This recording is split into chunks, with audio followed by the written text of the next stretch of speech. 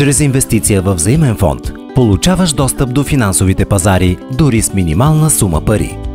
Една от най-важните характеристики на взаимните фондове е рисковият профил. Можеш да избираш между консервативни, високодоходни и балансирани фондове. Консервативните взаимни фондове представляват портфейли от финансови инструменти, които са подходящи за тези, които търсят сигурност и плавно нарастване на вложените средства.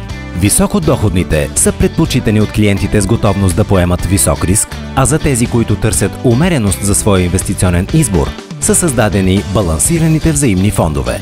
Можеш да смениш рисковия профил на инвестицията си чрез преминаване в друг фонд.